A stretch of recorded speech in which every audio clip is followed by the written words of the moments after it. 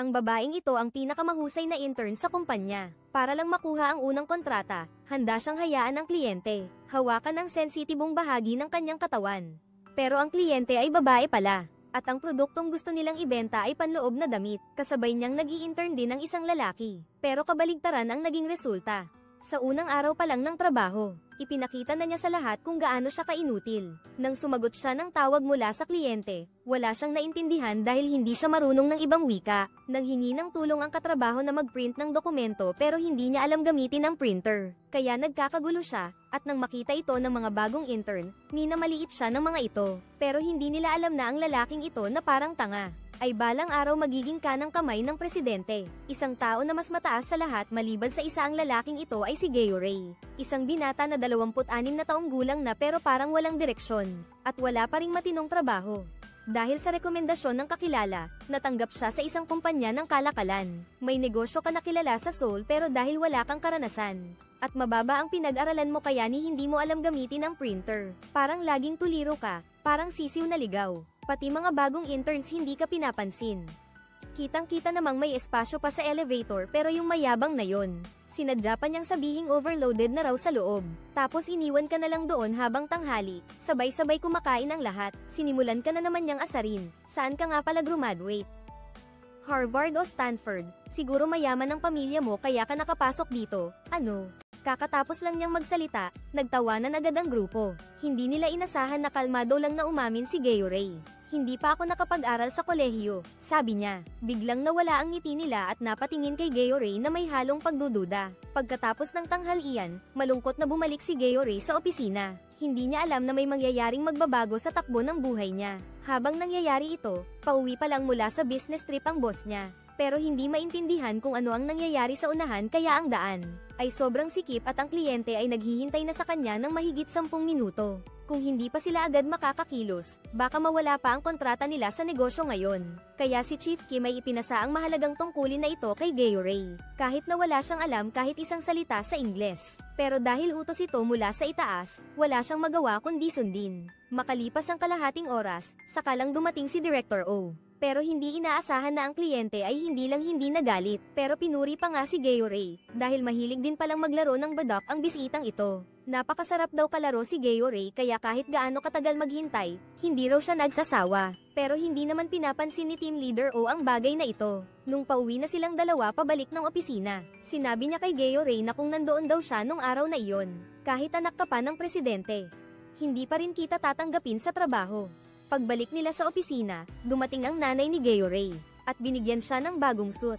Hindi niya inasahan na pagkatapos magpalit ng damit, dinala ka sa isang freezer warehouse para magtrabaho. Dahil sa inggit, wala ni isang gustong makipag-partner sa'yo. Kaya mag-isa na namang pumunta si Geo Ray sa bodega ng pusit para mag-inspeksyon ng bawat kahon. Habang nag-i-inspeksyon siya, biglang tumunog ang kanyang telepono. Inilabas ni Geo Ray ang kamay mula sa bulsa ng jacket para tingnan ito. Ngunit, dahil madulas ang gloves niya, ang cellphone niya, nahulog tuloy diretso sa kahon at matagal bago niya nakuha ulit. Patuloy lang sa pagtatrabaho si Geo Ray. Hindi namamalayan na gumagabi na. Hanggang dumating ang may-ari ng bodega para isara ang truck. Saka lang nalaman nyo na matagal nang umuwi ang mga intern na iyon. Kaya si Geo Ray, mag-isa na naman, dinala ang mabahong damit pabalik sa kumpanya. Sakto namang nakita niya ang mga walang hiyang iyon na nagkakasiyahan. Matapos tanggihan ang alok ni Team Leader O, bumalik siya sa opisina para tapusin ang mga trabahong hindi pa natatapos kaninang umaga. Hanggang umaga na lang siya nakaalis sa pwesto. Pumunta siya sa pampublikong paliguan para mag-relax at maghanda sa panibagong araw. Sinong mag-aakalang ang dokumentong pinaghirapan mong ayusin kagabi, ay itinuring lang na walang kwenta ni na Team Leader O at Manager Kim. Tinitingnan ka ni Boss O na parang nagtataka kung sinong si Raulo ang nagpasok sa'yo rito. Habang pinapahirapan ka ng ganito, nung hapon na yun, lumapit si matabang intern kay Geo Ray para manghiram ng tape, pero hindi sinasadyang nadala niya pati ang ilang kontrata sa mesa ni Geo Ray. Pagkatapos niyang ipamigay ang mga dokumento sa iba't ibang departamento, ang kontratang iyon ay hindi sinasadyang nahulog sa reception desk. Nadaanan iyon ng general manager, nakita niya, kaya dumiretso siya sa batim para pag-alitan sila. Balak sanang magsalita ni Geo Ray para magpaliwanag pero pinatahimik siya ni Chief O. Pagkaalis ng general manager, hinayla siya sa rooftop para parusahan. Nang kumalma na, Saka lang tumingin si Chief O sa mesa niya. Isang taong maayos at malinis tulad ni Gayorey, paano niya nagawang itapon ang mga dokumento ng basta-basta? Kaya kinuha niya ulit ang kontrata kaninang hapon para suriin. Totoo nga, may bakas ng pandikit sa gilid ng papel. Nakadikit doon ang pangalan ng empleyado mula sa ibang team, mali pala ang paratang niya kay Gayorey. Pagkatapos ng parusa, nagkataon namang nagkita ulit sila ni Chief O sa elevator. Kaya naglakas loob kang magbukas ng damdamin at sabihin kay boss ang mga pinapasan mong bigat sa balikat mo nitong mga nakaraang araw dahil marami kang hindi alam. Kaya umaasa kang turuan ka ni boss pagkatapos umalis ng head ng department. Agad na nagsisi si Gayorey at binangga ang ulo sa elevator. Gayorey naman, Gayorey, bakit mo nagawang magsalita ng ganun kay boss?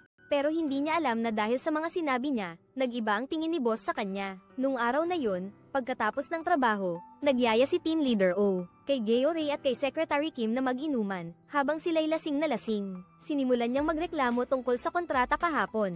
Hindi ka masisisi, wala ka namang ginawang mali. Pagkatapos kumain at uminom, sabay-sabay silang umuwi. Sakto namang nasalubong nila si Mataba at ang boss niya na pauwi rin. Kaya doon niya ibinuhos ang galit niya.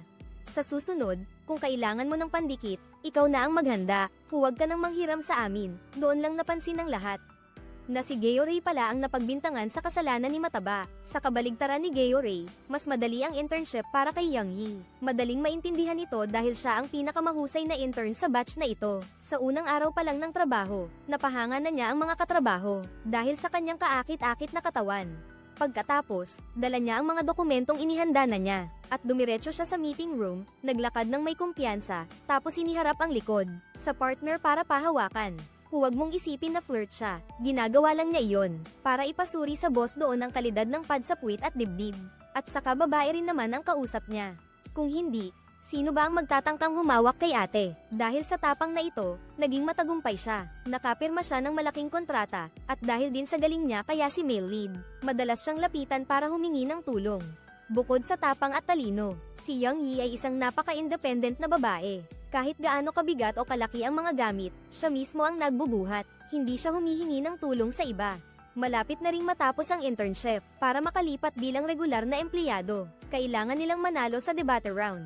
Nang matanggap ang balitang ito, lahat ng interns na natira ay nagsimulang magdala ng mga regalo kay Gayorey. Lahat ay umaasang siya ang pipiliin ni Gayorey bilang kalaban. Dahil kapag ang isang baguhan tulad niya ang lumaban, siguradong panalo na sila. Isa sa kanila ay ang mayamang binatang ito. Araw-araw, dumarating siya sa opisina ng 30 minuto ng maaga. Hindi dahil masipag siya sa trabaho, kundi dahil gusto lang niyang magpalakad-lakad para makakita ng mga babaeng magaganda. Matapos siyang piliin ni Gayorey bilang partner, nagsimula siyang maglakwatsa sa kalsada. Kumukuha ng litrato ng mga magagandang babae na hindi alam na si Gayorey dito ay walang tigil na nag-aaral araw at gabi dahil may nangyaring aberya sa pabrika. Kaya lahat ng empleyado ng timba ay inilipat doon para ayusin ang problema, at si Gayorey lang ang naiwan sa opisina para magbantay.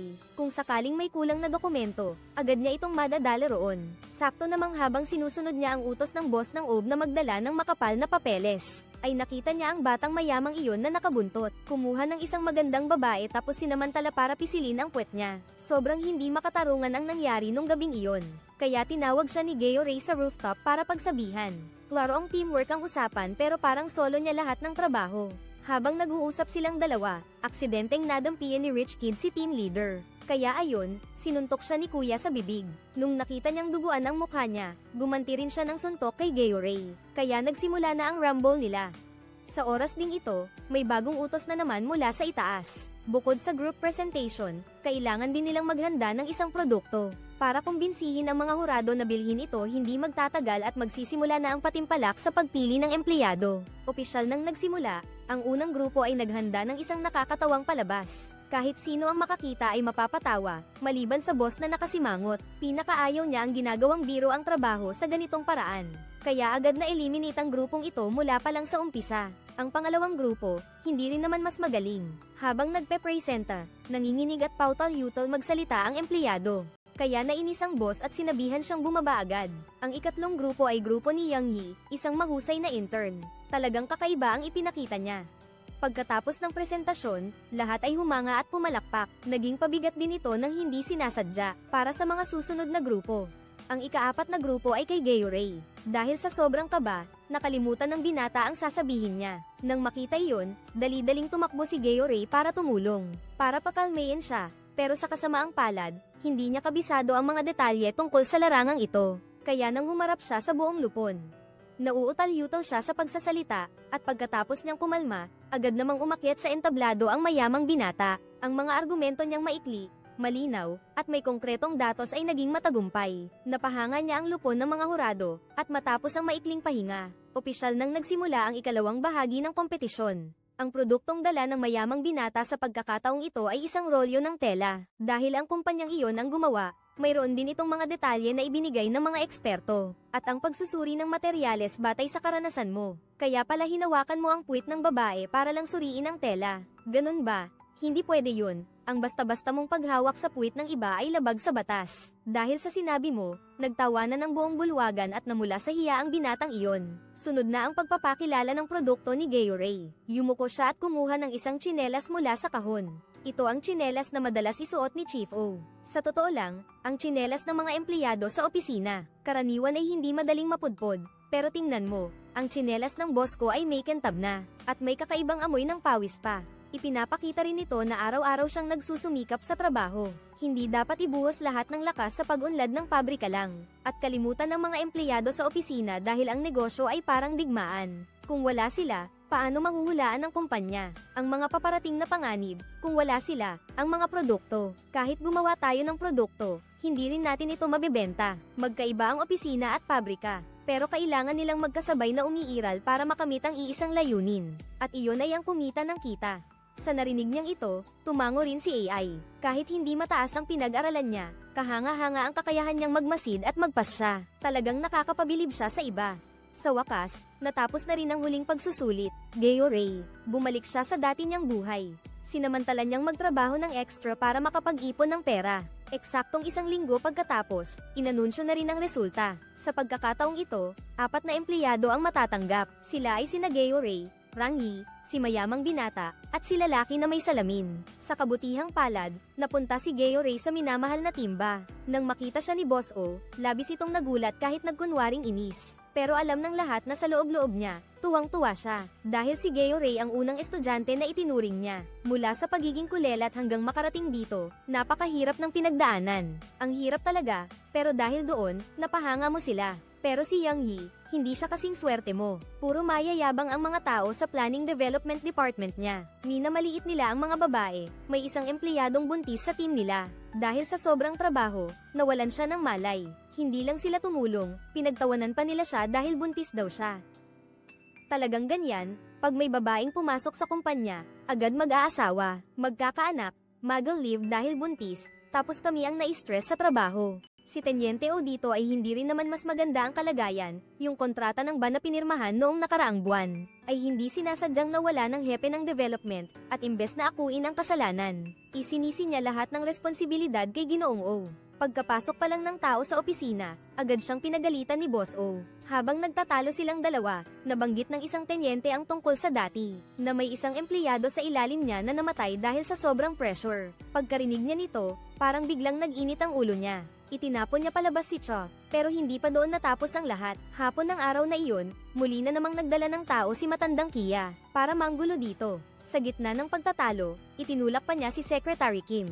Nang makita niyang inaapi ang kanyang empleyado, labis siyang nagalit. Matapos niyang bugbugin si Kia, dali-dali siyang tumawag ng ambulansya. At isinugod si Secretary sa ospital, hindi niya alam na nagkukunwari lang ito. Habang magulo ang lahat, binuksan ni Yang Yi ang safety box para hanapin ang kontrata. Malinaw na kumpleto ang lahat ng papeles ng timba. Kaya tiyak na ang pagkakamaling ito ay gawa ng boss niya. Hapon ng araw na iyon, habang sinusundo ni Gayorey ang anak ni boss, lumapit si Yang Yi at sinabi sa kanya kung saan nakalagay ang kontrata, pati na rin ang password ng safety box. Nang gabing iyon matapos umalis ang lahat, dahan-daang pumunta si Gayorey sa lugar na itinuro niya para maghanap, pero biglang lumitaw ang head ng development department mula kung saan. Hinawakan siya sa kwelyo at tinawag si Boss O papunta roon. Akala niya mapapagalitan siya ng boss ngayong pagkakataon. Pero laking gulat niya nang hindi siya pinagalitan, bagkos ay niyaya siyang uminom. Kung hindi ikaw ang dumating, baka si boss pa ang nahuli. Hindi ko alam kung gaano karami ang nainom nyo pero kinabukasan, nang mataas na ang araw. Si Boss O ay nagmamadaling lumabas ng bahay habang si Geo Ray ay tulog pa sa harap ng pinto niya. Ang atmosfera sa timba ay talaga namang kahanga-hanga para sa lahat sa kumpanya. Imbes na laging sigawan at sisihan ang naririnig. Lagi silang masaya dito, lalo na tuwing may matagumpay na kontrata. Si boss pa mismo ang bumababa sa pantry para magtimpla ng kape para sa mga empleyado. Sa development department naman, kasalukuyang may meeting na nagaganap. Nagkakaroon ng aberya sa pagbuo ng development plan. Kaya ang hepe nila ay nagsisigaw ng malakas. Pinalabas pa si Yang Yira sa opisina, kaya nalaman ko ito. Agad namang tumakbo si Rich Kid papunta kay Geo Ray para ikwento, samantalang hinihintay din ng lahat doon. Ang sagot ng partner company, kaka-receive lang ng reply sa email. Nagsama-sama silang lahat hanggang ngayon. Doon lang napansin ni team leader O na kaklase niya pala ang direktor doon. Masaya siya dahil naniniwala siyang tiyak na magtatagumpay ang proyektong ito. Kaya agad niyang hinayla si Geo Ray para pag-usapan ang negosyo kasama siya. Pagkakita pa lang nila, agad nagyakapan ang dalawang matagal ng magkaibigan. Habang hinihintay nilang matapos ang kanyang gawain, ikinwento ni Chief O kay Geo Ray ang mahalaga at makulay nilang nakaraan, na hindi niya alam, pagbalik nila sa opisina. Biglang nag-iba ang ugali ng lalaki at naging masama ang kanyang mukha, matapos niyang paghintayin ang dalawa ng ilang oras. Kakabalik lang niya pero imbes na makipag-ayos tulad dati, iba na ang ugali niya ngayon. Binigyang diin pa niya ang pagiging hepe sa harap ng boss, para ipakita ang paghamak niya at ayaw niyang mawala ng kontrata ngayon. Napilitan na lang si Boss O na magpakumbaba. Kinagabihan, tinawagan siya nito para yayain kumain sa labas. Balak sana siyang dalhin sa kainan ng inihaw na baka, na madalas nilang puntahan noong nag-aaral pa sila. Pero mayaman na siya ngayon kaya ayaw na niyang kumain sa mga carinderia. Parang kailangan pang kumain ng pagkaing kanluranin sa ilalim ng dim na ilaw. Para lang maging uso at tama sa panahon, libre na nga ang pagkain. Tinawag pa niya ang isang babae para habang kumakain ay may kasamang haplos-haplos. Kahit nakakainis na, pinili ko na lang magpakumbaba para sa katahimikan. Nagkunwari pa rin si Boss O na parang walang nangyari. Pero sayang, yung kasama niya ay wala talagang balak makipagtulungan. Kagabi sa kainan, gusto lang talaga niyang mang-insulto. Narinig yun ni Team Leader O at napatawa na lang siya sa sarili. Paglabas sa lipunan, lahat ng kaibigan ay nagbago na ng ugali. Dito naman, binigyan din si Geo Ray ng bagong tungkulin ng kanyang boss. Siya at si Four Eyes ang mag-e-escort kay Representative Park ng team, para makipagnegosasyon sa negosyo.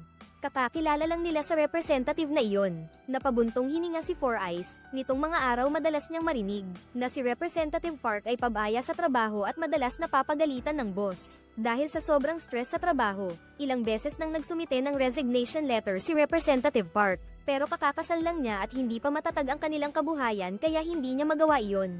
Noong panahong pakiramdam mong ubos na ubos ka na, si Geo Ray biglang lumitaw at nagbigay pa ng dagdag na motibasyon sa'yo. Representative Park, huwag mong maliitin ang sarili mo. Kung wala kang anumang bagay na pwedeng matutunan, bakit kami pinapanta ng boss para sumama sa'yo? Nang marinig iyon, tuwang-tuwa si Representative na parang bulaklak na namumukadkad.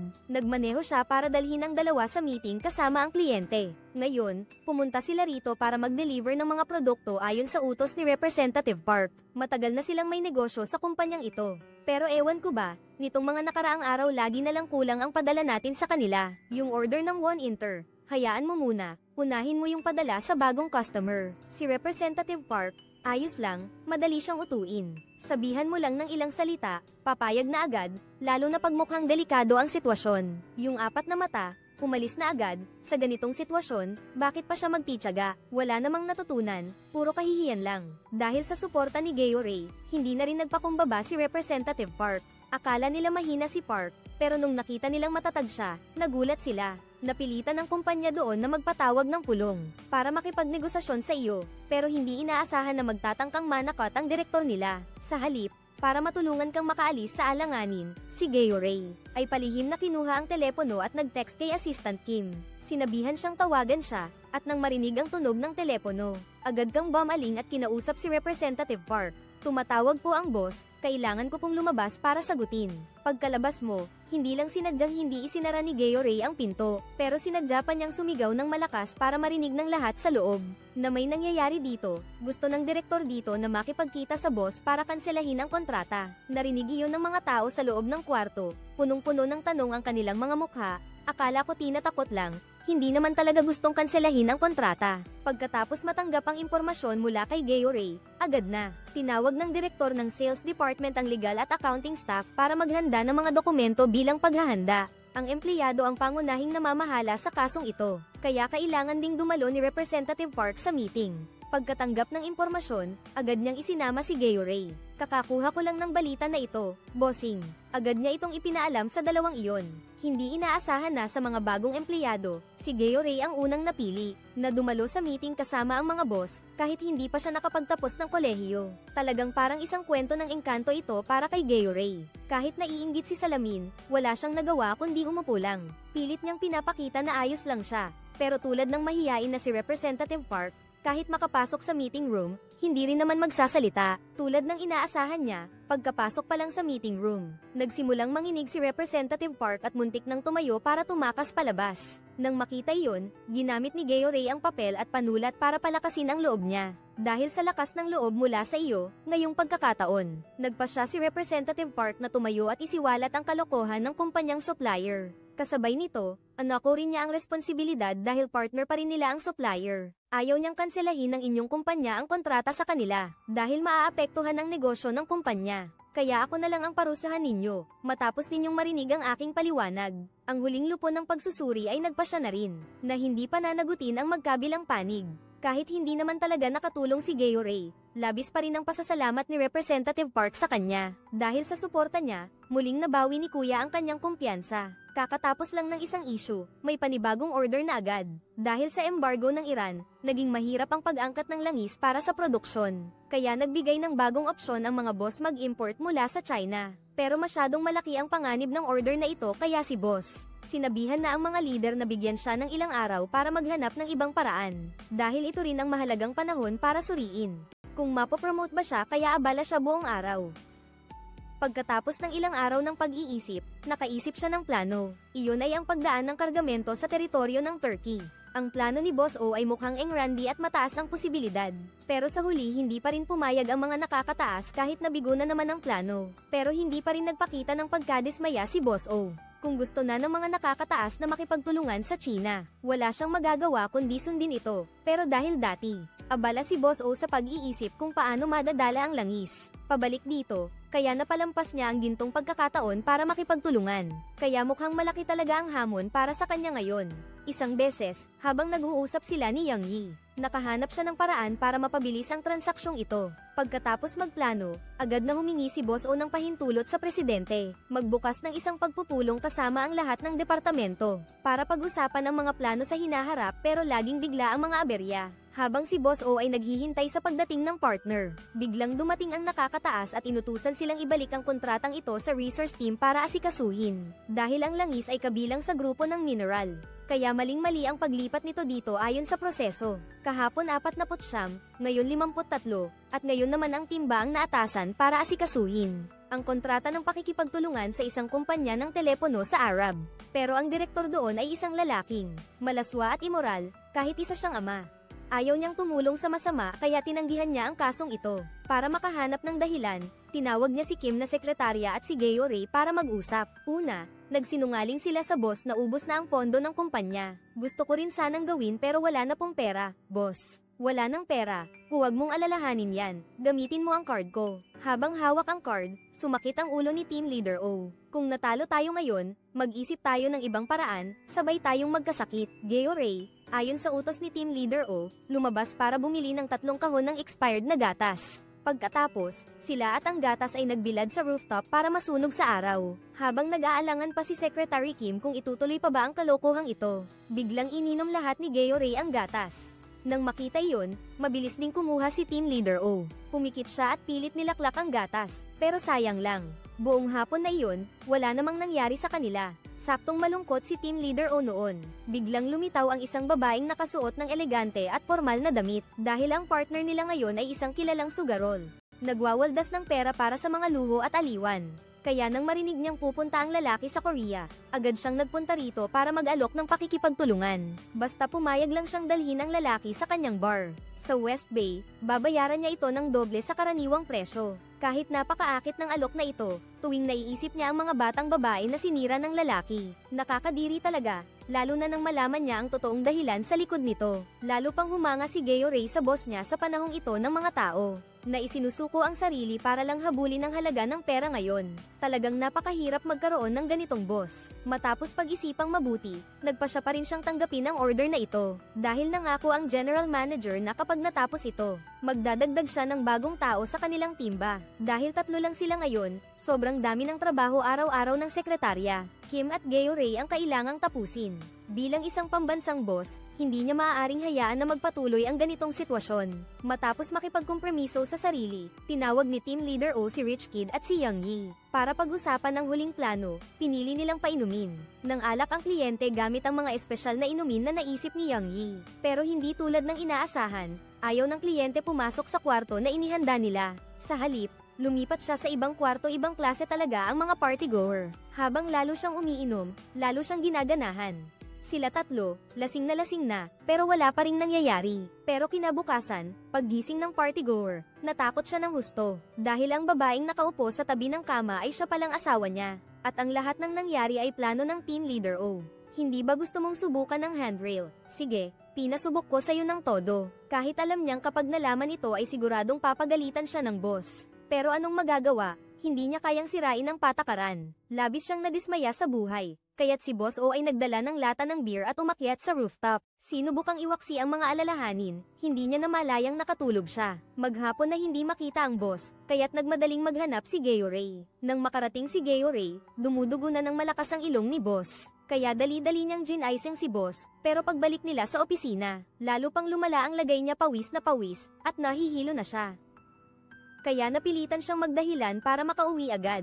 Nagtaka ang head ng kabilang department nang dalhin niya ang mga papeles at wala si boss. Karaniwan siyang masipag, pero bakit ngayon, bago pa mag-uwian, wala na siya agad, nang tanungin siya. Sabi ni Secretary Kim, sumakit po kasi ng sobra ang ulo ng boss natin. Lumabas ka para magpalamig, baka mapahamak ka. Team Leader O, lampas 4 na po ka na ngayon, di ba? Kaya dapat mag-ingat ka. May kaibigan ako na dahil sa sobrang trabaho, inabutan ng hangin, tapos biglang nawala na lang. Narinig mo na yon. Nauutal na ikinwento ni Geo Ray ang nakita niya sa rooftop. Natakot siya na baka biglang bumagsak si Boss O sa kalsada nang walang nakakaalam. Nagmadali silang dalawa na lumabas at hanapin siya. Mula nang maaksidente ang ama niya, takot na takot siyang harapin ang salitang paghihiwalay. Kaya sobra siyang nag-aalala. Pero kahit anong tawag niya, hindi sumasagot sa kabilang linya. Doon sa kabila, wala ring AI na nakikinig. Sino ang mag-aakala na habang nagkakagulo ang lahat, ay si Leader O naman ay nakahiga sa ospital. Mahimbing na natutulog, hinihintay na magising. Sa telepono niya, mahigit 100 na missed calls na. Akala niya, ang biglaang pagkawala niya sa oras ng trabaho ay magpapagalit ng husto kay Chief Cho. Pero laking gulat niya nang sabihing may 3 pa siyang maliliit na anak sa bahay. Dapat mong alagaan din ang sarili mo kahit papaano. Pagkasabi noon, iniabot niya ang kahon ng tuyong igat kay Leader O. Dinala para pampalakas kay Hepe O, nakakalabas lang doon. Biglang nakatanggap ng tawag mula sa nakakataas si Hepe. Kaya dali-dali siyang tumakbo papunta kay Hepe O.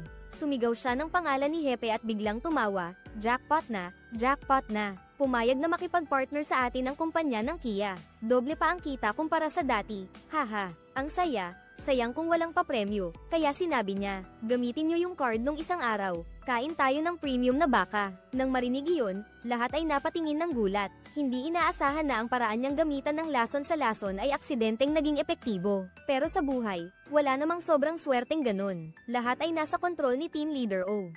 Lumalabas na mula pa noong una, alam na niya kung sino ang may kapangyarihan sa kumpanyang iyon. Hindi pala ang lalaking babero kundi ang asawa niya. Pagkatapos mapirmahan ng kontrata, tinupad din ng manager ang pangako niyang dalhin sa Team 3.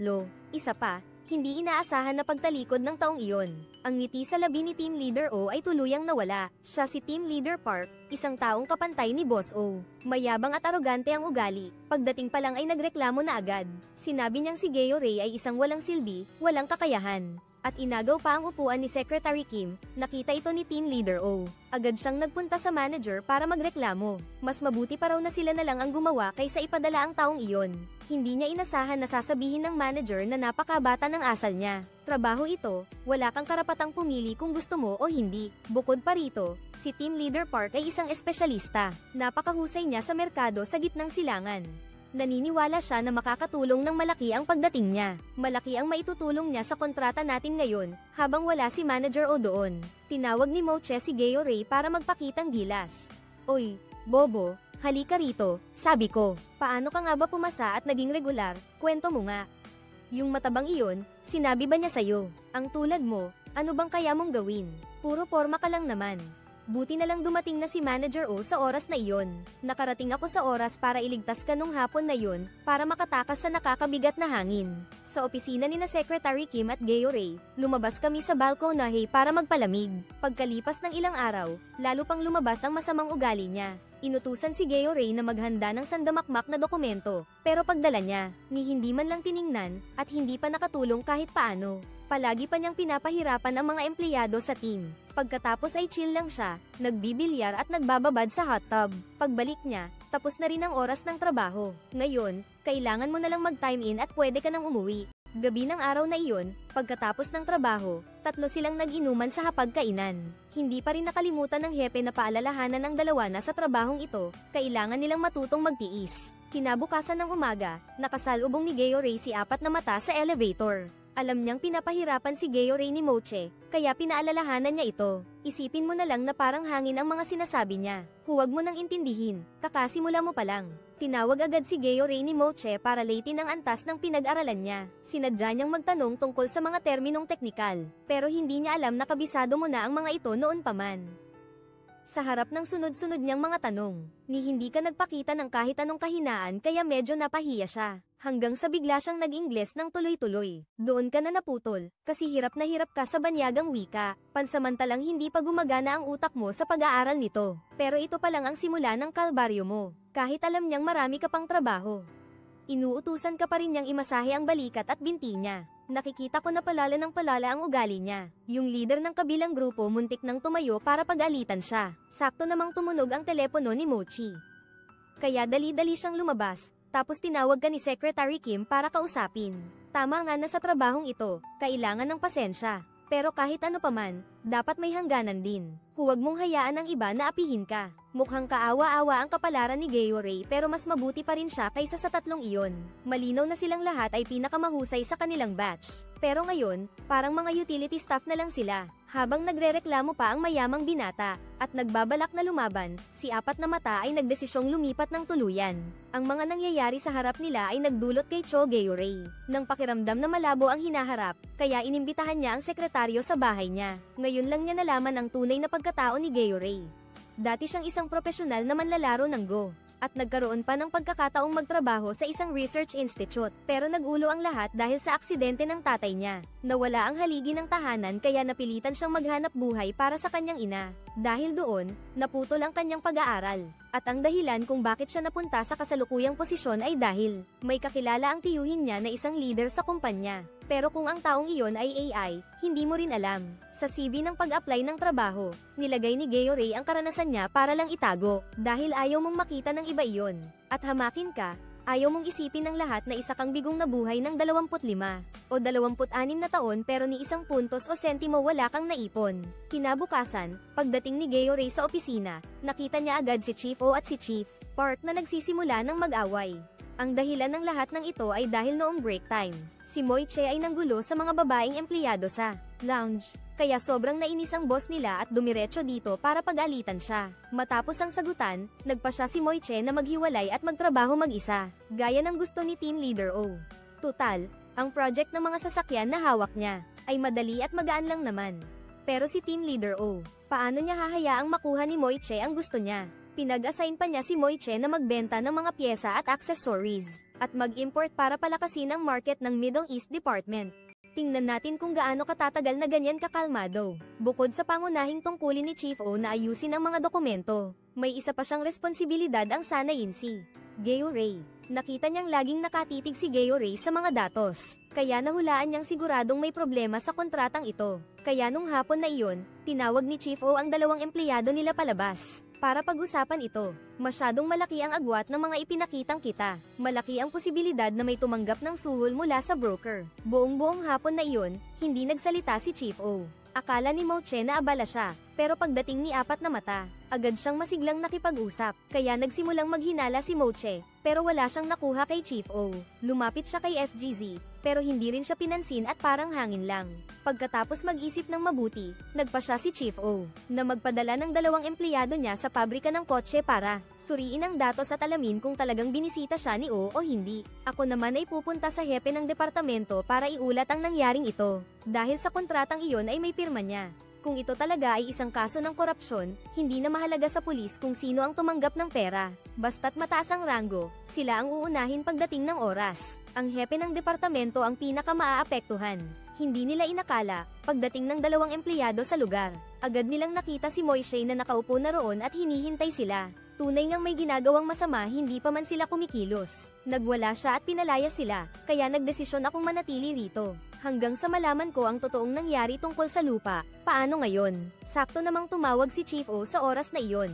At inutusan silang itigil ang investigasyon, kaya labis na nagulat ang dalawa. Tanging si Moiche lang ang mukhang tuwang-tuwa.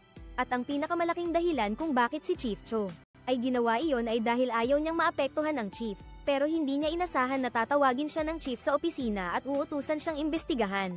Linawin natin ito, huwag hayaang madungisan ng isang bulok na bahagi, ang isang huwarang kumpanya na suportado pa ng mga nakakataas. Nagsimulang magmayabang si Secretary Kim, kung ayaw ninyong mag-imbestiga, aalis na kami. Paparating na ang audit team, kaya maghanda ka ng maayos na pag-address. Nang marinig iyon, namula at nagalit si Che. Hinayla kanya palabas para takutin. Sa puntong iyon, si Geo Ray at isang lalaking payat na lang ang natira sa loob bilang bantay. Gumamit sila ng Ingles para mag-usap at linlangin ako. Agad mong kinuha ang telepono at pinaganya ang recording mode. Engay pagkatapos ng balita, dumating din agad ang grupo ng inspection. Pero nang suriin nila ang mga libro at dokumento, wala naman silang nakitang kakaiba. Talagang kakaiba ang nangyari, at napansin din ito ni Geo Ray. Siguradong may ginawa yung lalaking iyon sa huli, kaya sinabi niya ito sa lahat. Kanina ba ay nakipag-usap ka sa kumpanya sa Jordan? Oo, tama. Bakit? May problema ba? May Koreano ba doon? Bakit mo ginamit ang Korean kanina sa pag-uusap? Para makumpirma ito, gumamit sila ng landline para tawagan ang numero sa fax na ipinadala ng Jordan Kia Company, at ang sumagot sa kabilang linya ng Kia ay hindi dayuhan kundi isang Koreano. Pati ang tanong at sagot pagkatapos ay puno ng kalokohan, kaya pinapadala nila sa kanya ang listahan ng mga taong may kaugnayan sa insidenteng ito dito. Nang makita niyang malapit ng mabunyag ang lahat, agad na lumantad si Moche at Anako ang lahat ng kasalanan. Hindi inaasahan, napansin ni Geo Ray ang isang kakaibang bagay. Lahat ng pangalan ng mga dayuhan sa listahan. Lahat sila ay may apelyidong Park, kaya napanganga si Moishe nang marinig ito. Lumalabas na yung kumpanyang Jordan ay pangalan lang pala. Sa totoo lang, kumpanya iyon ng pamilya niya, at ang namumuno ay ang tatay niya, si Chief Park, isang mataas na opisyal sa kumpanya nila. Pagkatapos mabunyag ang katotohanan, agad bumalik ang investigasyon. Nilinis nila ang gamit ni Moishe para dalhin sa karagdagang investigasyon. Masyadong malaki ang naging epekto ng insidenteng ito. Maraming empleyado ang ibinaba ang posisyon at binawasan ang sahod. Tanging ang hepe lang ang natanggal sa tungkulin dahil siya ang pumirma at nag-aproba ng kontratang iyon. Kahit paano, matagal na rin silang magkasama. Ang pag-alis ng hepe ay labis na ikinalungkot ni Cho, ang team leader. Malungkot siyang yumuko bilang paggalang sa minamahal niyang pinuno. Dahil sa malaking nagawa, personal na bumaba ang general manager para mag-abot ng gantimpala sa kanila, ngunit wala ni isa ang natuwa sa desisyong iyon. Dahil naniniwala silang ang tagumpay ni O ngayon ay dahil sa itinapon ng empleyado niya matapos ang insidenteng ito. Nagkaroon din ng paglipat ng mga tauhan sa kumpanya. Ang timba nila ay may bagong miyembro. Nang marinig ni Secretary Kim ang pangalan niya, tuwang-tuwa siya, dahil mabait din daw siya, at dati na ring nagtrabaho dito noong nagsisimula pa lang, kaya mukhang magiging madali ang lahat. Maya-maya, bumalik na ang dalawa sa opisina. Naroon na ang bagong tao, bagamat mukhang seryoso at maayos. Pero pakiramdam ni Geo Ray, may kakaiba sa kanya. Sa totoo lang, nakakatakot siya. Kinabukasan, pagkarating niya, agad na yumuko si Geo Ray bilang pagbati. Tulad ng inaasahan ni Geo Ray, napakahigpit ng taong ito. Nang makita niyang natatakpan ng buhok ang noo ni Geo Ray, agad siyang nag-utos na magpagupit ito. Ramdam na nagsisimula ng maging tensyonado ang paligid. Nagbiro si Secretary Kim ng 1 o 2 linya para pagaanin ang sitwasyon. Hindi inaasahan, tinawag siya ng lalaki sa isang sulok. Pinagalitan siya ng seryoso, paano ka magbibiro ng ganyan? Lalo pat kakagulo lang sa kumpanya. Kailangan mong piliin ang tamang mga salita, huwag basta-basta lang sa lahat ng bagay. Noong gabing iyon, niyaya ulit ni Boss O ang lahat na kumain sa labas. Bilang pagdiriwang ng aking promosyon at pagtanggap sa bagong miyembro. Napansin ng bagong team leader na parang lutang si Geo Ray kaya tinanong kung may gusto siyang itanong. Sige, itanong mo lang, kailangan ko ba talagang magpagupit? Nang marinig iyon, nagtawanan ang lahat, sobrang inosente mo talaga. Pagkatapos ng selebrasyon, kinabukasan balik na naman sila sa trabaho. Habang pagod na ang lahat, si Geo Ray naman. Binanggit na naman ang kontrata sa pagbebenta ng Kia na kotse, kaya lahat ay napasimangot, kahit na naipasa na sa iba ang proyekto. Huwag mo nang banggitin ulit yan, noong hapon na iyon matapos ang trabaho. Tinawag ka ni Boss O para kausapin ng pribado. Ipinakita ni Geo Ray na gusto niya talagang makuha iyon. Dahil malaking potensyal ang proyektong ito para sa pag-unlad. Noong nakaraan, kalahati na rin ang natapos nila. Sayang naman kung pababayaan lang, at nakumbinsi rin siya sa mga dahilan mo. Kaya kinabukasan agad, inilunsad niya ang plano at ipinaalam sa dalawang iyon. Sa harap ni Boss O, hindi sila naglakas loob magsalita kaya nang umalis siya. Agad nilang pinaghatian ang pag-alit at pinagalitan ka. Ang isyong ito ay wala naman sa kapangyarihan o kakayahan mo. Bakit mo ba pinipilit na ibalik ito para sa amin? At kailangan pa naming problemayan. Nang marinig niya yun, yumuko na lang si Geo Ray at humingi ng paumanhin. Hindi mo rin naman naisip ang kabilang team, matapos mong malaman na naunahan ka na nila. Nagpunta sila rito para batikyusin, na parang walang konsensya ang mga tao pero nabubuhay pa rin. At nang marinig ang masasakit na salita ng lalaki, hindi na rin nakatiis si Secretary Kim at tumayo para sumagot. Karapat dapat ka ba talagang banggitin ang dalawang salitang iyan? Ikaw nga ang naunang nawala ang mga papeles, tapos kami pa ang sinisi mo. Nang marinig niya iyon mula sa iyo, hindi rin siya nagpaawat at muntik nang makipagsuntukan. Buti na lang dumating agad si Boss O at ang bagong head ng department para awatin sila.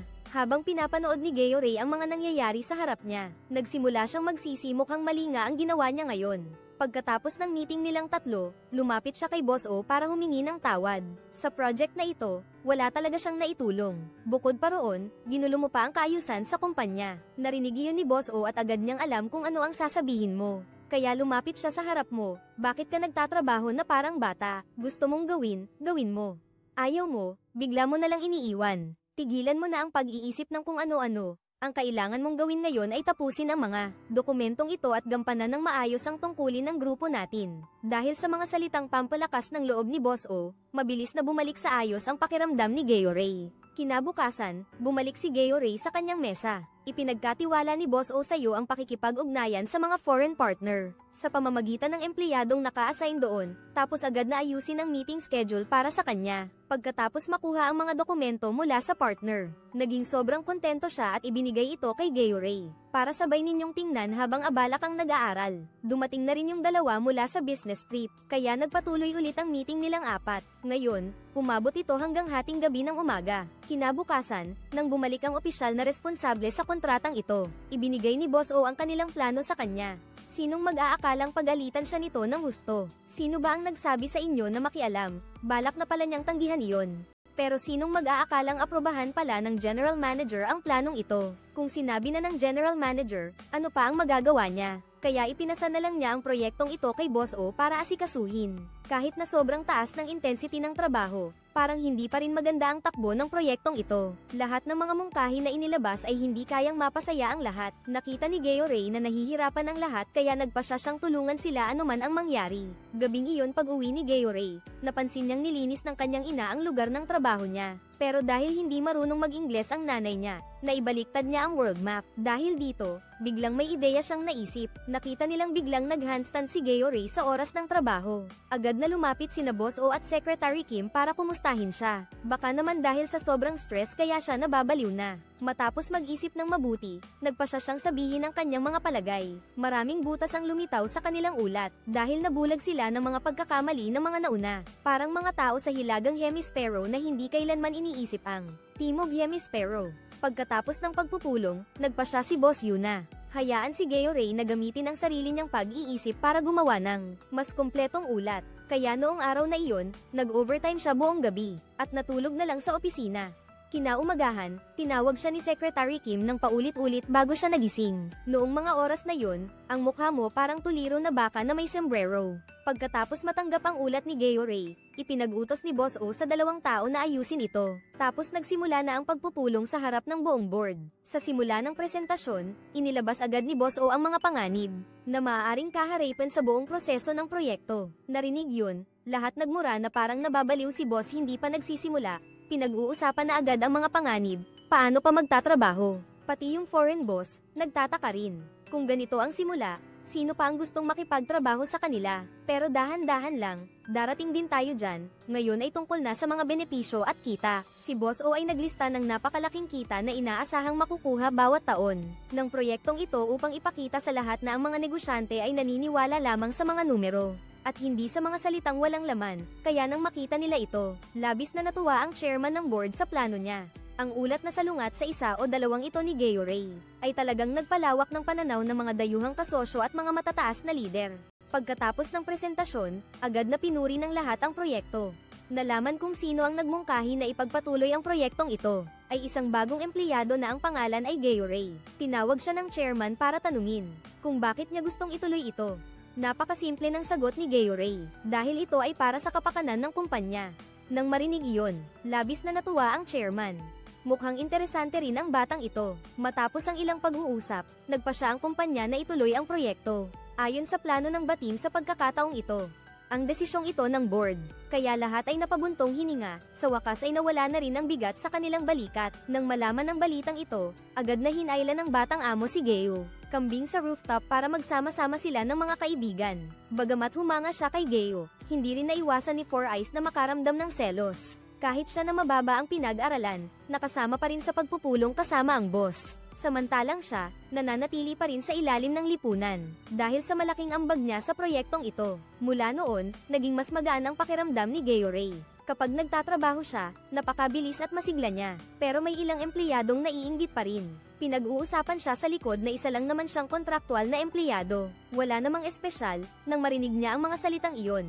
Medyo nadismaya rin siya, pero dumating si Boss O para bigyan siya ng lakas ng loob. Pagbalik niya sa opisina, personal pa siyang sinulatan ng card. Binabati siya ng maligayang Pasko, kaya naman labis ang tuwa ni Geo Ray. Matapos ang Pasko, malapit na rin ang bagong taon, at nagdaos ng selo-salo ang kumpanya noong araw na iyon, upang ipahayag at magbigay ng gantimpala sa mga departamento o grupo na may malaking nagawa hanggang sa mismong araw na iyon. Doon lang napagtanto ni Geo Ray na kahit malaki ang kita ng kontrata sa ibang bansa, isa lang pala itong butil ng buhangin sa disyerto. Tungkol sa bonus sa katapusan ng taon, dahil kontraktual lang sila, 4 silang magkakaiba ang matatanggap na bonus. Ipinatawag sila ng kanilang boss para dumalo sa performance evaluation meeting. Ang nakakagulat, 4 ang ipinatawag pero 3 lang ang inihanda nilang kontrata. Para sa 3 taong iyon lang, si Geo Ray ay tahimik na lumabas.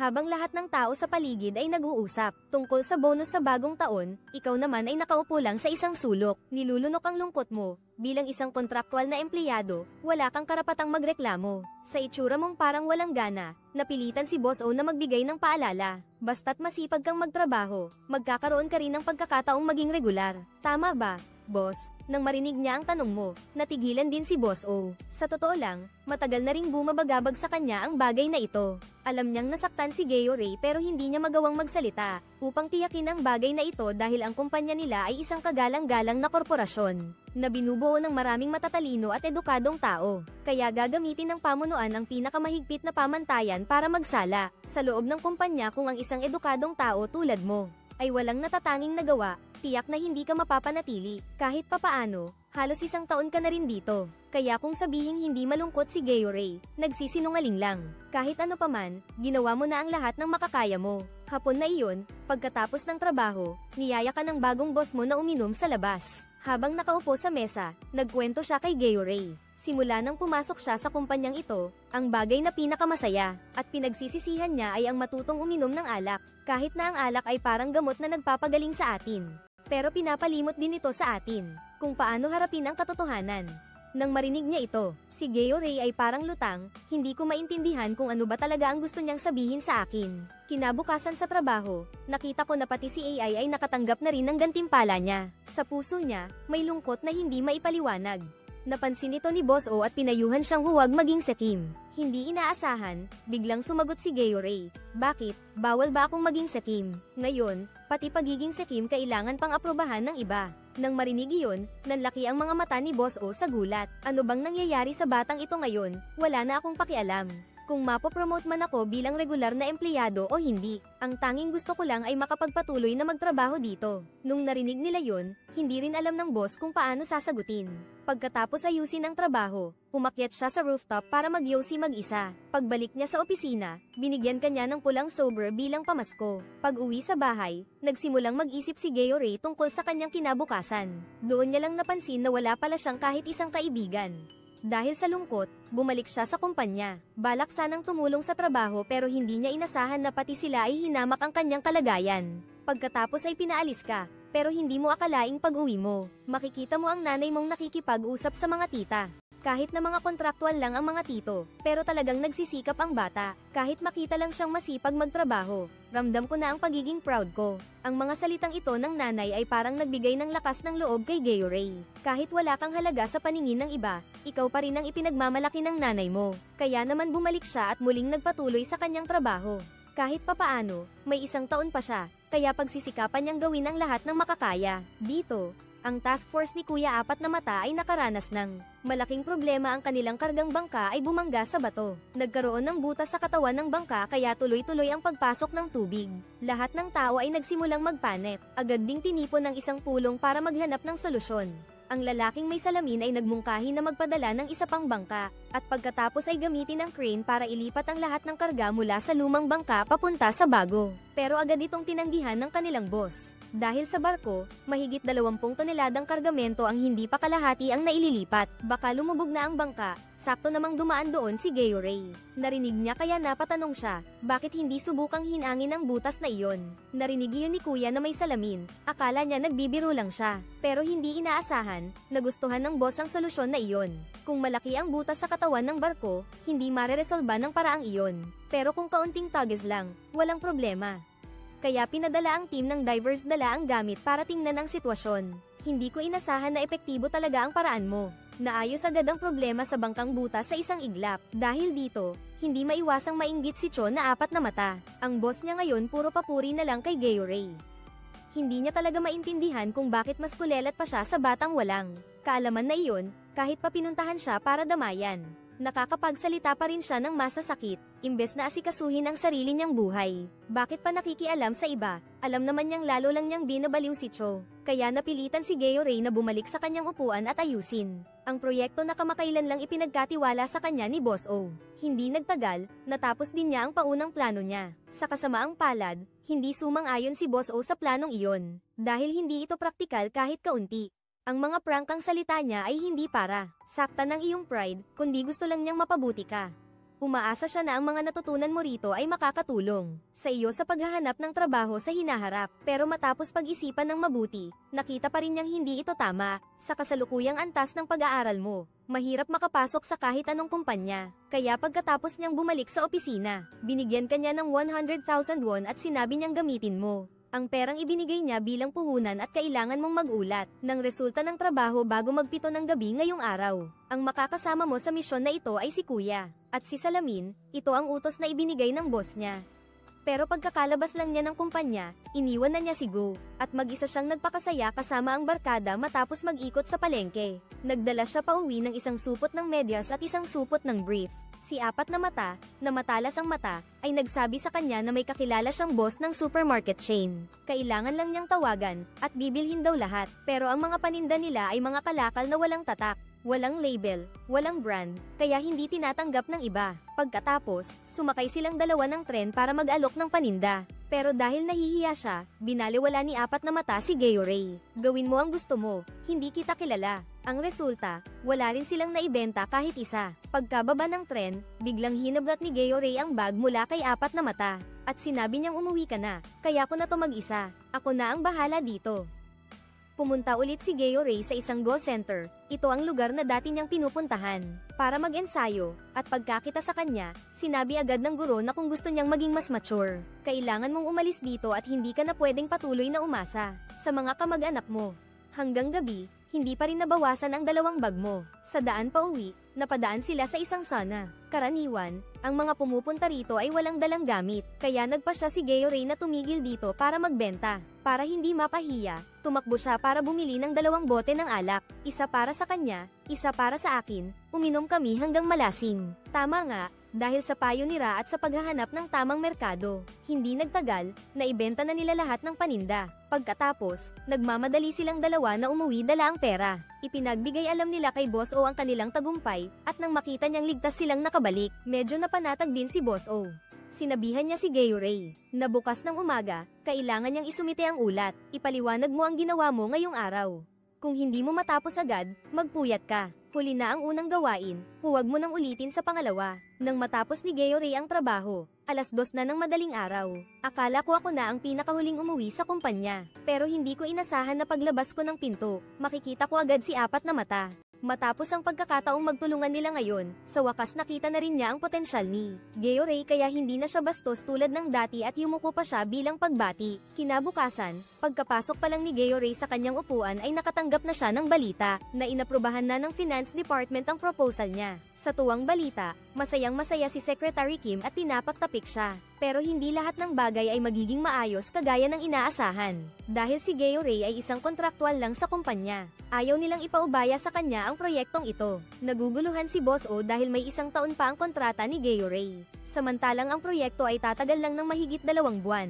Bakit hindi nila hinayaang si Gayoray ang magpatuloy sa proyekto? Paulit-ulit na ipinaliwanag pero ayaw pa ring maintindihan ng kabila. Iminungkahi ni Boss O na siya na mismo ang pupunta sa opisina ng planning department para kumbinsihin sila basta't andito pa siya. Hindi niya kailanman hahayaang mabuli ang kanyang empleyado. Pero kahit hanapin pa niya ang hepe ng planning department, hindi pa rin magbabago ang resulta. Galit na galit si Boss O, kung wala naman pala kayong balak na gawing project manager, bakit pa kayo kumuha ng kontraktual na empleyado? Pinagawan niyo lang siya ng mga trabahong utusan, pagkatapos malaman ang tungkol dito. Parehong si Secretary Kim at ang bagong boss ay nagpakita ng pagkadismaya. Dahil sa proyektong ito, napakaraming effort ang ibinuhos ni Gayoray. Pero ngayon gusto nilang kunin lahat pagbalik sa opisina. Tinititigan lang nila si Gayoray. Hindi alam kung paano magsisimula. Natatakot silang baka maging matinding dagok ang balitang ito. Na baka tuluyang bumagsak si Cho, pati mga empleyado at team leader. Maging sa ibang team ay ramdam ang pag-aalala. Tahimik lang sila. Alam nilang hindi dapat pag-usapan ito sa harap ni Gayoray, pero ang lihim ay laging nabubunyag. Dahil si Boss O ay patuloy na nag-aatubili at hindi pa pumipili ng bagong responsable. Kaya ang mga nakakataas ay dumiretso sa timba para tanungin ang tungkol dito. Ang masasakit niyang salita ay dumiretso sa tainga. Si Gayoray, paano nga ba siya makakakumpetensya sa mga regular na empleyado? Kahit gaano pa siya kagaling, hindi pa rin siya kinikilala ng iba. Nang makita siyang walang magawa at umalis, labis na nagalit si Boss O. Kailangan niyang lumaban para makuha muli ang katarungan. Hinahanap niya si Gayoray at sinabihan siyang bumalik agad. Tapusin mo ang natitirang trabaho, hinihintay ka pa ng kliyente mo. Simula noon, wala nang nakakita ng ngiti sa kanyang mga labi. Gabing iyon, niyaya ka ni Kuya Apat na Mata na lumabas at uminom para maibsan ang lungkot. Bakit ganito kalupit ang tadhana sa kanila? Siya ay hindi pinapansin, si Donya naman ay sobrang pressured. Nagbago sila ng pagkatao, sina Gayoray at Yang Yi naman ay inaagawan ng kredito ng iba. Ano ba talaga ang nagawa nilang mali, dahil ba sa edukasyon? Imposible, dahil pareho namang magagaling na estudyante sina Apat na Mata at Yang Yi. Nagtapos pa sila sa mga kilalang universidad sa buong mundo. Pagkatapos ihatid si Apat na Mata pauwi, muling naglalakad mag-isa si Gayoray sa kalsada. Sa oras na ito, tumawag si Boss O para paalalahanan siyang huwag panghinaan ng loob. Kapag bumigay siya ngayon, mawawala lahat ng meron siya. Siyempre, alam ni Gayoray ito kaya kanina, hindi siya uminom kahit isang patak ng alak. Kinaumagahan, nagkaproblema sa proyekto ni Yang Yi. Matapos ang pag-angkin ng kredito ng boss, hindi pa rin sila tinigilan sa pag-aalipusta. Ngayon, hindi na rin nagpaubaya ang manager niya. Direkta niyang hinarang ang mga labis na kilos ng nakakataas. Napatahimik nila siya, at ang mga empleyado, matapos makuha ang proteksyon ng kanilang boss, ay nakaramdam ng labis na gun sa kalooban. Ito ang unang beses mula nang sila'y magtrabaho, na naramdaman nilang ganito sila kasaya. Samantala, si Gayoray, unti-unti na ring natanggap ang katotohanan.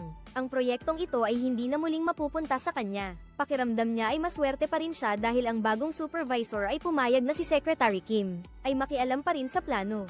Sa kabilang banda, may magandang balita rin para sa batang amo. Dahil sa matagumpay niyang pagtatapos ng isang proyekto, na napansin ka na ng mga nakatataas. Matagumpay kang nakatakas sa kamay ng dating manager, na laging nang-aapi sa kanya bilang kabayaran kay Cho Gayo-Ray. Ibinigay ng mga nakatataas sa timba nila ang isang malaking proyekto, isang kontratang kolaborasyon sa China. Si Secretary Kim at ang bagong boss ay hindi rin maintindihan kung bakit ibinigay ng Finance Department sa kanila ang ganoong kaalagang proyekto. Tanging si Boss O lang ang nakakaintindi na ginawa iyon ng mga nakatataas para hanapan sila ng pagkakamali. Kahit maliit lang ang pagkakamali, mapapaalis ang buong grupo nila. Kaya sobrang nag-aalala si Secretary Kim tungkol dito. Kahit na 79% ang tsansa nilang manalo, hindi pa rin pwedeng baliwalain ang natitirang 1% na panganib. Narinig din ng bagong boss na napakahalaga ng proyektong ito para sa head ng area. Ito ang magiging susi kung siya ay mapopromote bilang Vice President. Kaya ngayong pagkakataon, parang ginawang panangga ang grupo nila ba para sa kanya. Kapag nanalo sila, parehong panalo ang magkabilang panig. Kapag natalo, sila ang mananagot sa lahat. Nang marinig iyon, agad na sinabi ni Secretary Kim na hinding-hindi tatanggapin ni Boss O ang proyektong ito. Hindi niya kailanman ipapantaya ang sarili niyang mga empleyado. Alam naman nila iyon, pero umaasa pa rin ang bagong boss. Tinanggap niya ang misyon na ito dahil malaki rin ang tsansa nilang manalo sa kasong ito. Basta't magwagi sila, lahat ay magkakaroon ng masayang katapusan. Sa narinig niyang iyon, napuno rin ng pag-asa si Secretary Kim. Lahat ng mga empleyadong sabay niyang pumasok, ay naatasan ng makipag-usap tungkol sa negosyo. Ikaw na lang ang natitirang mag-isa dito. Sa totoo lang, alam na rin ni Boss O ang nararamdaman mo. Naging ganito ang lahat dahil nagkaroon siya ng alitan sa nakakataas. Kaya nga kahit oras ng pahinga, hinanap niya si Secretary Kim para humingi ng paumanhin sa iyo tungkol dito. Pero para kay Secretary Kim, masaya talaga siyang makalabas at magtrabaho sa labas. Pero mas gusto mo pa ring magtrabaho kasama si Boss O. Kaya maliit na bagay lang naman ito, pero hindi inaasahan na may maglalakas loob na ungkatin pa ito. Kaya tuloy na paikon ka. Habang nagkakasiyahan at kumakain, muntik na kayong mag-away. Dahil sa galit, uminom ng maraming alak si Secretary Kim nung gabing iyon. Nalasing siya ng todo at nakalimutan na ang lahat, at hindi alam ng mga kaibigan sa opisina kung saan siya nakatira. Kaya napilitan silang magrenta ng isang kwarto para magpahinga. Sabay-sabay silang natulog doon, at kinabukasan pagdating sa opisina, amoy alak pa rin siya. Nang makita iyon, agad tumakbo si Gayo-Ray para bilhan siya ng juice pampatanggal ng lasing. Hindi kinaya ni Boss O na makita siyang ganoon. Kaya tinawag siya ni Boss O sa rooftop nung tanghali, at inalok siyang lumipat ng ibang team. Iyon lang daw ang paraan. Sa hinaharap, magkakaroon ka pa ng mas maraming pagkakataon para umunlad. Pero agad na tinanggihan ni Secretary Kim ang kasalukuyang lugar ng trabaho. Para sa kanya, sobrang komportable siya at ayaw niyang lumipat sa iba. Nang marinig iyon, kahit paano ay nakahinga ng maluwag si Boss O. Dito naman, dahil sa sobrang trabaho, hindi sinasadyang nagkasakit ang babaeng boss. Ang pressure sa trabaho at pamilya ang nagdulot kay Cho ng biglaang pag-iisip. Matagal nang alam nito ang tungkol dito. Kaya pagkatapos magpagamot, inutusan ni Boss O si Gayo-Ray na tawagin ang mayamang binata para kunin ang ilan sa kanilang trabaho. Pumunta rito para tumulong silang ayusin ang agarang sitwasyon. Isang maliit na special task force ang nabuo sa pagtatapos ng linggo. Sa maayos na koordinasyon ng 5 sa kanila, dumobol ang bilis ng trabaho kaya natapos lahat ng gabi ring iyon. Sobrang pagod nila kaya pagdampi pa lang sa kama ay nakatulog na agad.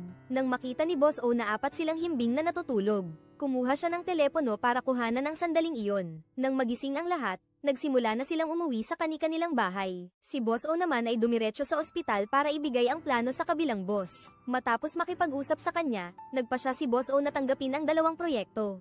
Kapag natapos niya ito, magkakaroon siya ng pagkakataong ma-promote, at mas lalawak din ang tsansa ni Gayo-Ray na maging regular na empleyado. Nang malaman ito, agad na kumilos ang buong batim. Dahil napakahalaga ng pagkakaibigan para sa mga Chino, lalo na sa negosyo, kaya ang kailangan gawin ngayon ng batim ay magbuo ng magandang relasyon sa pagitan ng 2 panig. Pero dito rin nagsimulang lumitaw ang mga problema. Dahil napansin ni Secretary Kim na wala ngayong tagapamagitan, natutulong sa kanila, kaya kailangan nilang direktang makipag-ugnayan sa kinatawan doon. Labis na nag-aalala si Boss O tungkol dito, dahil kung walang tagapamagitan, kapag nagkaproblema, mahihirapan silang magkaintindihan dahil sa language barrier. Hindi nila agad mareresolba ang issue, pero nang iparating niya ito sa nakakataas, wala itong pakialam at hinayaang gawin nila ang gusto nila. Ang mahalaga lang sa kanya ay ang resulta. Kung ganoon, wala na tayong magagawa. Sa pagkakataong ito, kailangan nilang magtrabaho ng masinsinan, at mag-ingat na lang. Noong araw na iyon pagkatapos ng trabaho, hinanap ni Kuya Apat na Mata si Boss O at nag-alok na tulungan siyang tapusin ang proyektong ito. Dahil aksidente niyang narinig na basta si Boss O ay magtagumpay sa proyektong ito, mapopromote si Boss O. Ibig sabihin, lalaki rin ang team tatlo, at baka pati ang mga contract employee ay maging regular na empleyado.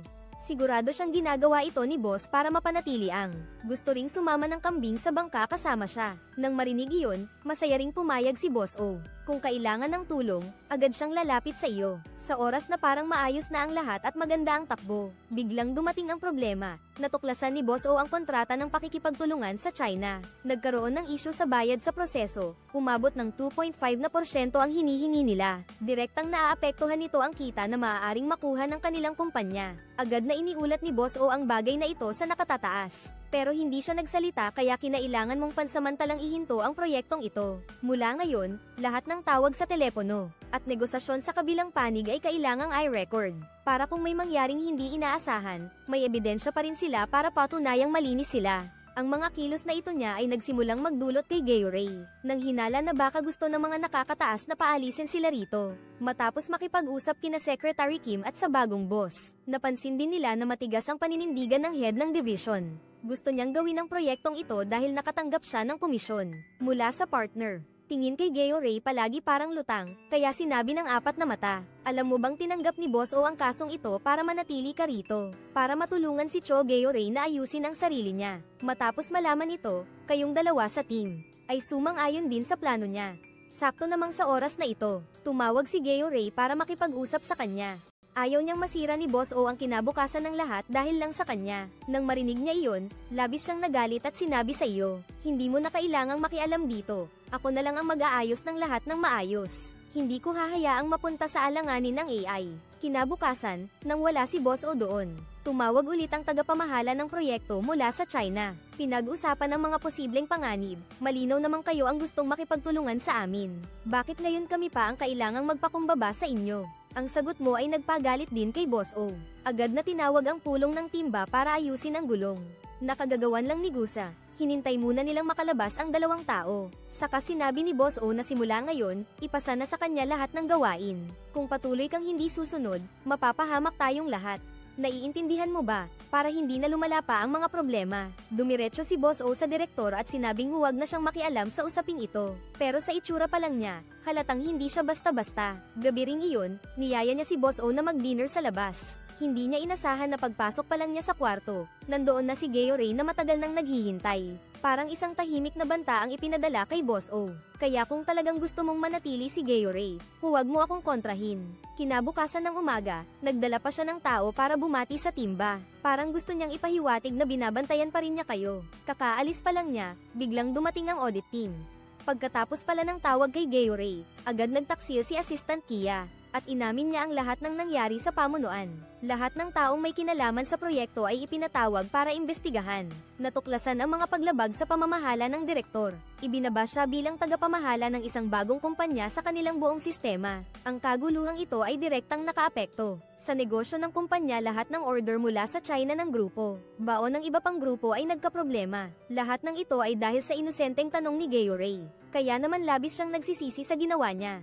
Sinabi ni Team Leader O na darating din ang dapat mangyari, pero kailangan mong matutong managot sa trabaho mo. Huwag hayaang maapektuhan ng kahit ano ang performance mo. Madaling sabihin pero mahirap gawin, dahil dito pati ibang team nagsimulang mainis kay Team Leader O, parang gusto na siyang lamunin ng chismis sa kumpanya. Dahil sa insidenteng iyon, lalo pang nabawasan ang trabahong ibinibigay sa kanila. Pati ang accounting department, hindi na sila pinapansin. Para kay Boss O, mas mahirap pa ito tanggapin kaysa sa matanggal sa trabaho. Noong gabing iyon, matapos makipag-usap sa asawa ni Boss O, sa wakas ay nagpasya siyang magbitiw. Pagkatapos niyang ayusin ang kanyang mga gamit, tinawag niya si Gayo-Ray para kausapin. Umasa siya na magpapatuloy si Gayo-Ray hanggang dulo. Huwag sanang magpadala si Gayo-Ray ng kung ano-anong iniisip dahil sa pag-alis niya. Kinagabihan, inimbitahan niya ulit ang lahat ng empleyado ng timba para sa isang hapunan ng pamamaalam. Lahat ay pilit nagpapasaya para hindi malungkot si Boss O.